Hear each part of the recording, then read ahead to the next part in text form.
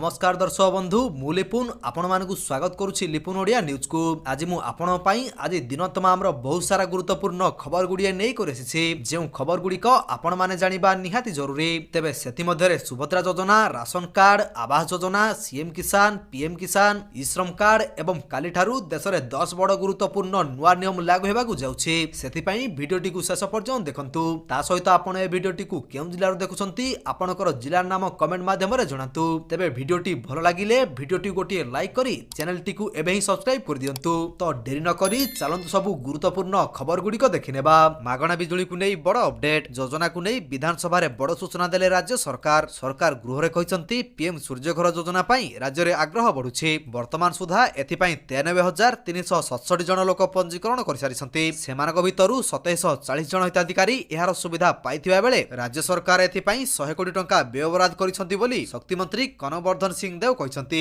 तो दर्शक बंधु चलंतु नजर पकेबा परवर्ती खबर उपरे। राज्य में काल बैशाखी संभावना, 5 जिला को ऑरेंज वार्निंग। आज राज्य में काल बैशाखी एहार प्रभाव रे बिजुली और घड़घड़ी सह वर्षा हेबार संभावना रही। बालेश्वर, भद्रक, केन्दुझर, मयूरभंज और केन्द्रापड़ा रे घड़घड़ी सह वर्षा हेबो। एसबु जिला पई ऑरेंज वार्निंग जारी होईछि। 40 रु 50 किमी बेगरे पवन भी बहिबो बोली पाणीपाग विभाग पूर्वानुमान करिछि। तो दर्शक बंधु चलंतु नजर पकेबा परवर्ती खबर उपरे। एप्रिल 2 रु सकाळ स्कूल, अपराह्न 11 रु 3टा पर्यंत श्रमिक को काम करिबा मना। ग्रीष्म प्रवाह को दृष्टि रखी सरकार निष्पत्ति नेछंती। विपर्यय परिचालना मंत्री सुरेश पुजारी सूचना दैछंती। सकाळ 7टा रु 9टा पर्यंत चलिबो अंगनवाड़ी केन्द्र। सेहिपरि खरारे अघोषित बिजुली काट हेबनी बोली कहिले सुरेश पुजारी। दिन 11 रु अपराह्न 3टा श्रमिक को काम कराइबा मना। तो दर्शक बंधु चलंतु नजर पकेबा परवर्ती खबर उपरे। सुभद्रा द्वितीय किस्ती वंचित 1 लाख महिला पुणी हेबो 1-to-1 सर्वे। सेमानक मध्यरु योग्य हिताधिकारी राखी पूर्णिमा रे पाइबे द्वितीय किस्ती। एही सूचना दैछंती उपमुख्यमंत्री प्रभाती परिडा। सरकारक सूचना अनुसार 1,64,000 महिला सुभद्रार प्रथम किस्ती पाइथिले। मार्च 8 रे द्वितीय किस्ती टंका पठा जाइथिला। सेथिरे 1 लाख महिला द्वितीय किस्ती टंका पाइबारु वंचित होइछंती।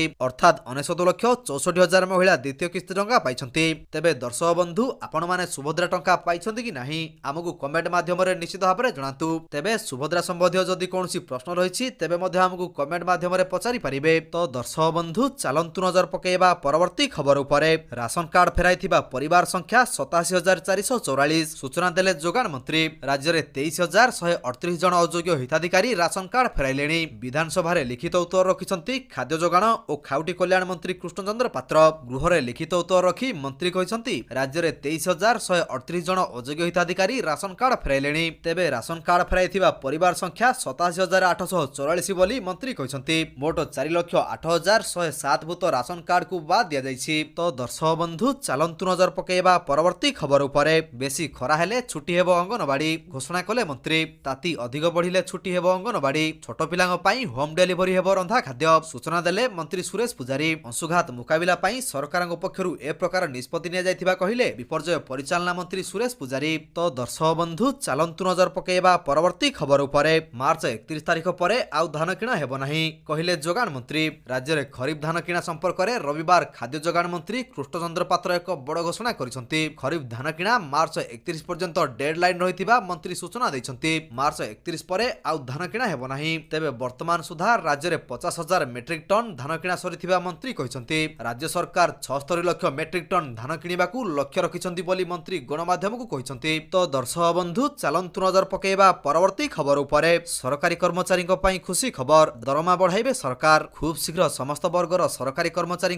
दरमा वृद्धि हेबाकू जाउछि। वर्ष सारा लोकों सेवारे नियोजित कर्मचारी माने महंगा भत्ता अपेक्षार रहिथांती। खाली सरकारक कर्मचारी काहींकी पेंशन भोगी को मध्य एहार फायदा मिलथाए। जातीय मीडिया रिपोर्ट मुताबक एथर महंगा भत्ता 2% वृद्धि करि पारंती सरकार। तो दर्शक बंधु चलंतु नजर पकेबा परवर्ती खबर उपरे। गुजरात मॉडल रे ओडिसा रे हेबो पोषण केन्द्र। गरीब और मध्यवित्तंकु अत्यावश्यक सामग्री जोगाइबे सरकार। खाद्य और जोगाण मंत्री कृष्णचंद्र पात्र एही सूचना दैछंती। एही पोषण केन्द्र जरिया रे गरीब और मध्यवित्तंकु अत्यावश्यक सामग्री जोगाइबे सरकार। पोषण केन्द्र रे मिलिबो डाली, अटा, तेल और चाउल भली अत्यावश्यक सामग्री। एहार लाभ उठाइबा पई हिताधिकारी को मिलिबो स्वतंत्र कार्ड। उभय केन्द्र और राज्य सरकार सब्सिडी देबे। पायलट प्रोजेक्ट रे 35 टी पोषण केन्द्र खोला जिवो। तो दर्शक बंधु चलंतु नजर पकेबा परवर्ती खबर उपरे। बिजुली काट को नहीं राज्य सरकारक बड़ घोषणा। राज्य रे दिनकु दिन खरार प्रकोप बढ़ी चलिछि। एहाकु दृष्टि रखी राज्य सरकार अनेक पदक्षेप ग्रहण करिसंती। विशेष करी खरा दिन रे बिजुली काट समस्या लोकंकु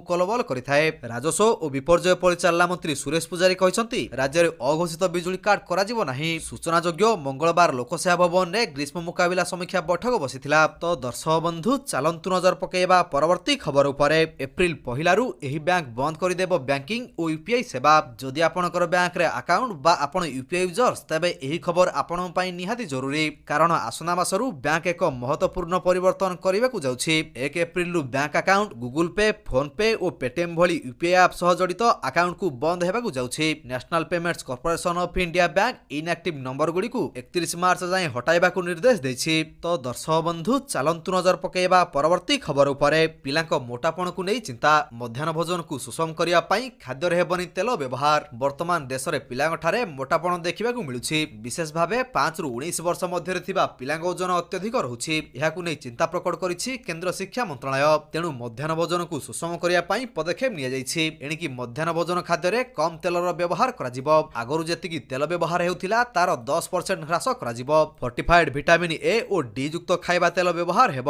ତ ଦର୍ଶକ ବନ୍ଧୁ ଚାଲନ୍ତୁ ନଜର ପକାଇବା ପରବର୍ତ୍ତୀ ଖବର ଉପରେ। ମ୍ୟାଟ୍ରିକ ପରୀକ୍ଷା ଖାତା ଦେଖା ପ୍ରକ୍ରିୟା ଆରମ୍ଭ ହୋଇଛି। ରାଜ୍ୟର 51ଟି ମୂଲ୍ୟାୟନ କେନ୍ଦ୍ରରେ ଖାତା ଦେଖା ଆରମ୍ଭ ହୋଇଛି, ଯେଉଁଥିରେ ନିୟୋଜିତ ହୋଇଛନ୍ତି ପ୍ରାୟ 12,000 ଶିକ୍ଷକ ଓ ଶିକ୍ଷୟିତ୍ରୀ। ତେବେ ଖାତା ମୂଲ୍ୟାୟନ ପ୍ରକ୍ରିୟାରେ 11,800 ଶିକ୍ଷକ ଶିକ୍ଷୟିତ୍ରୀ ନିଯୁକ୍ତ ହୋଇଛନ୍ତି। ପ୍ରତି ମୂଲ୍ୟାୟନ କେନ୍ଦ୍ରରେ 10 ଜଣ ଲେଖାଏଁ ମୂଲ୍ୟାୟନକାରୀଙ୍କୁ ରିଜର୍ଭରେ ରଖାଯାଇଛି। ତେବେ ଚଳିତ ବର୍ଷ ମ୍ୟାଟ୍ରିକ ପରୀକ୍ଷା ପାଇଁ 5,22,336 ଜଣ ପରୀକ୍ଷାର୍ଥୀ ଫର୍ମ ଫିଲ୍ଅପ୍ କରିଥିଲେ। ତ ଦର୍ଶକ ବନ୍ଧୁ ଚାଲନ୍ତୁ ନଜର ପକାଇବା ପରବର୍ତ୍ତୀ ଖବର ଉପରେ। ବ୍ରାଉନ୍ ସୁଗାର ବେପାର ଜମୁଛି, କିନ୍ତୁ ଜବତ ପରିମାଣ କମୁଛି। ବ୍ରାଉନ୍ ସୁଗର କାରବାର ଗୋଟିଏ ପରେ ଗୋଟିଏ ଜିଲ୍ଲାକୁ ମାଡ଼ି ଯାଉଛି। ସାରା ରାଜ୍ୟରେ ବ୍ରାଉନ୍ ସୁଗର ସେବନକାରୀଙ୍କ ସଂଖ୍ୟା ବଢ଼ିବାରୁ ଚାହିଦା ବି 4 ଗୁଣା ହୋଇଛି। ଗାଁଠୁ ସହର, ଶିକ୍ଷାନୁଷ୍ଠାନରୁ ଦେବାଳୟ ସବୁଠି ଏବେ ବ୍ରାଉନ୍ ସୁଗର କାୟା ବିସ୍ତାର କରୁଛି। କିନ୍ତୁ ଗତ କିଛି ବର୍ଷ ହେବ ବ୍ରାଉନ୍ ସୁଗର ଧରପଗଡ଼ ପ୍ରକ୍ରିୟାରେ ଶିଥିଳତା ପଡ଼ିଛି। ପୂର୍ବରୁ ଯେତିକି ଧରପଗଡ଼ କରାଯାଉଥିଲା ସେଥିରୁ 1/3 କମ୍ ହେଉଛି। ତ ଦର୍ଶକ ବନ୍ଧୁ ଚାଲନ୍ତୁ ନଜର ପକାଇବା ପରବର୍ତ୍ତୀ ଖବର ଉପରେ। ଏଣିକି ଆଧାର ସହ ଲିଙ୍କ ହେବ ଭୋଟର ଆଇଡି କାର୍ଡ। ମୁଖ୍ୟ ନିର୍ବାଚନ କମିଶନର ଜ୍ଞାନେଶ କୁମାର ଆଜି ଗୃହ ସଚିବ, ଆଇନ ସଚିବ ଏବଂ ଆଧାର କାର୍ଡ ଜାରି କରୁଥିବା ସଂସ୍ଥା ଭାରତୀୟ ସ୍ୱତନ୍ତ୍ର ପରିଚୟ ପ୍ରାଧିକରଣର ସିଓଙ୍କୁ ଭେଟିବେ। ଏହି ବୈଠକରେ ଆଧାର କାର୍ଡ ଏବଂ ଭୋଟର ପରିଚୟ ପତ୍ରକୁ ଲିଙ୍କ କରିବା ଉପରେ ଆଲୋଚନା ହେବ।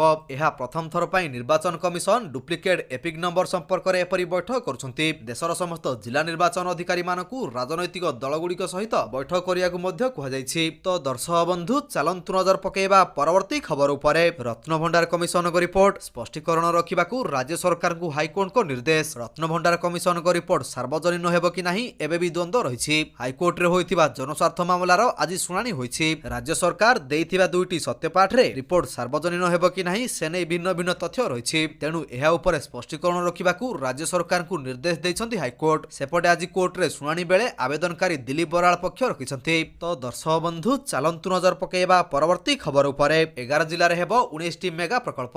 ରାଜ୍ୟରେ ସୃଷ୍ଟି ହେବ 17,000 ନିଯୁକ୍ତି। ଓଡ଼ିଶାରେ 6,117 କୋଟି ଟଙ୍କାର ପୁଞ୍ଜିନିବେଶ ହେବ। 11 ଜିଲ୍ଲାରେ ତିଆରି ହେବ 19ଟି ମେଗା ପ୍ରକଳ୍ପ। ଫଳରେ 17,286 ନିଯୁକ୍ତି ସୁଯୋଗ ସୃଷ୍ଟି ହେବ। ମୁଖ୍ୟ ଶାସନ ସଚିବଙ୍କ ଅଧ୍ୟକ୍ଷତାରେ ହୋଇଥିବା ବୈଠକରେ ଏହି ନିଷ୍ପତ୍ତି ହୋଇଛି। ଇସ୍ପାତ, ବାୟୋଟେକ୍ନୋଲୋଜି, କେମିକାଲ ଭଳି 10ଟି ସେକ୍ଟରରେ ପୁଞ୍ଜିନିବେଶ ହେବ ବୋଲି ସୂଚନା ମିଳିଛି। ତ ଦର୍ଶକ ବନ୍ଧୁ ଚାଲନ୍ତୁ ନଜର ପକାଇବା ପରବର୍ତ୍ତୀ ଖବର ଉପରେ। ଜଙ୍ଗଲ ନିଆଁ ରୋକିବ ଏଆଇ କ୍ୟାମେରା।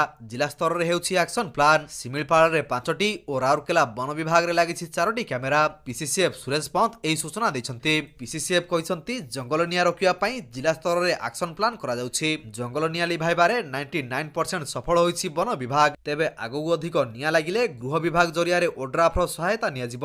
ତ ଦର୍ଶକ ବନ୍ଧୁ ଚାଲନ୍ତୁ ନଜର ପକାଇବା ପରବର୍ତ୍ତୀ ଖବର ଉପରେ। ରାଜ୍ୟରେ 2603 ଗାଁରେ ନାହିଁ ମୋବାଇଲ ସେବା। ବିଧାନସଭାରେ ଏହିଭଳି ତଥ୍ୟ ରଖିଛନ୍ତି ସୂଚନା ଓ ପ୍ରଯୁକ୍ତି ବିଦ୍ୟା ମନ୍ତ୍ରୀ ଡକ୍ଟର ମୁକେଶ ମହାଲିଙ୍ଗ। ମନ୍ତ୍ରୀ ଗୃହରେ ଲିଖିତ ଉତ୍ତରରେ କହିଛନ୍ତି ରାଜ୍ୟରେ ଅଦ୍ୟାବଧି ମୋଟ 51,000 ଗାଁ ମଧ୍ୟରୁ 2603 ଗାଁରେ ମୋବାଇଲ ସେବା ଉପଲବ୍ଧ ନାହିଁ। ଭାରତ ସରକାର ଡିଜିଟାଲ ଭାରତ ନିଧି ପ୍ରକଳ୍ପ ମାଧ୍ୟମରେ ଓ ରାଜ୍ୟ ସରକାରଙ୍କ ସହଯୋଗରେ ରାଜ୍ୟର ସମସ୍ତ ଗ୍ରାମକୁ ମୋବାଇଲ ସେବା ଯୋଗାଇ ଦେବା ପାଇଁ ପ୍ରାୟ 4,210ଟି ମୋବାଇଲ ଟାୱାର ସ୍ଥାପନ କରିବା ପାଇଁ ପ୍ରସ୍ତାବ ରହିଛି। ତ ଦର୍ଶକ ବନ୍ଧୁ ଚାଲନ୍ତୁ ନଜର ପକାଇବା ପରବର୍ତ୍ତୀ ଖବର ଉପରେ। ଚନ୍ଦ୍ରଯାନ 5 ମିଶନକୁ ମଞ୍ଜୁରୀ ଦେଲେ କେନ୍ଦ୍ର ସରକାର। ଜାପାନ କରିବ ସହଯୋଗ। କେନ୍ଦ୍ର ସରକାର ମହତ୍ୱାକାଂକ୍ଷୀ ଚନ୍ଦ୍ରଯାନ 5 ମିଶନକୁ ଅନୁମୋଦନ କରିଛନ୍ତି। ଏହି ମିଶନ ଅଧୀନରେ ଚନ୍ଦ୍ରପୃଷ୍ଠର ଅଧ୍ୟୟନ ପାଇଁ 250 କିଲୋଗ୍ରାମର ଏକ ରୋଭର ପଠାଯିବ। ଇସ୍ରୋ ଅଧ୍ୟକ୍ଷ ଭି ନାରାୟଣନ୍ ଏହି ଖବରକୁ ନିଶ୍ଚିତ କରିଛନ୍ତି ଏବଂ କହିଛନ୍ତି ଯେ ଏହି ମିଶନ ଜାପାନ ସହଯୋଗରେ ପରିଚାଳିତ ହେବ। ଇସ୍ରୋ ମୁଖ୍ୟ କହିଛନ୍ତି ଚନ୍ଦ୍ରଯାନ 5କୁ ନିକଟରେ ସବୁଜ ସଂକେତ ଦିଆଯାଇଛି। ତ ଦର୍ଶକ ବନ୍ଧୁ ଚାଲନ୍ତୁ ନଜର ପକାଇବା ପରବର୍ତ୍ତୀ ଖବର ଉପରେ। ହାଇକୋର୍ଟରେ ଆପାର୍ଟମେଣ୍ଟ ପଞ୍ଜୀକରଣ ସମ୍ପର୍କିତ ମାମଲା। ଜବାବ ଦାଖଲ ପାଇଁ ସମୟ ନେଲେ ରାଜ୍ୟ ସରକାର। ଅନ୍ତରୀଣ ରହିତାଦେଶ ନିର୍ଦ୍ଦେଶ ବଳବତ୍ତର ରହିଛି। ଫେବୃଆରୀ 2017 ପୂର୍ବରୁ ନିର୍ମିତ ଆପାର୍ଟମେଣ୍ଟ ପଞ୍ଜୀକରଣ କରିବାକୁ ବିଜ୍ଞପ୍ତି ଜାରି ହୋଇଥିଲା। ବିଜ୍ଞପ୍ତି ଉପରେ ହାଇକୋର୍ଟ ଅନ୍ତରୀଣ ରହିତାଦେଶ ଲଗାଇଛନ୍ତି। ଆସନ୍ତା ସପ୍ତାହରେ ପରବର୍ତ୍ତୀ ଶୁଣାଣି ପାଇଁ ଦିନ ଧାର୍ଯ୍ୟ ହୋଇଛି। ତ ଦର୍ଶକ ବନ୍ଧୁ ଚାଲନ୍ତୁ ନଜର ପକାଇବା ପରବର୍ତ୍ତୀ ଖବର ଉପରେ। ତ ଦର୍ଶକ ବନ୍ଧୁ ପ୍ରତ୍ୟେକ ଦିନ ଏପରି ସକାଳ ଏବଂ ସନ୍ଧ୍ୟାର ସମସ୍ତ ଗୁରୁତ୍ୱପୂର୍ଣ୍ଣ ଖବର ଗୁଡ଼ିକ ଦେଖିବା ପାଇଁ ଆମ ଚ୍ୟାନେଲକୁ ସବସ୍କ୍ରାଇବ କରିଦିଅନ୍ତୁ। କାହିଁକି ନା ପ୍ରତ୍ୟେକ ଦିନର ଏପରି ବଛା ବଛା ଖବର ଗୁଡ଼ିଏ ଆମେ ଆପଣମାନଙ୍କ ପାଇଁ ନେଇକରି ଆସୁଛୁ, ଯାହାର ଅପଡେଟ୍ ଆପଣମାନେ ଆମ ଚ୍ୟାନେଲ ମାଧ୍ୟମରେ ପାଇପାରିବେ। ତେଣୁ ଚ୍ୟାନେଲକୁ ସବସ୍କ୍ରାଇବ କରି ବେଲ୍ ଆଇକନକୁ ଅଲ୍ ପ୍ରେସ୍ କରିବା ପାଇଁ ଜମାରୁ ଭୁଲନ୍ତୁ ନାହିଁ। ଭିଡ଼ିଓଟିକୁ ଶେଷ ପର୍ଯ୍ୟନ୍ତ ଦେଖିଥିବାରୁ ଆପଣଙ୍କୁ ବହୁତ ବହୁତ ଧନ୍ୟବାଦ। ଜୟ ଜଗନ୍ନାଥ।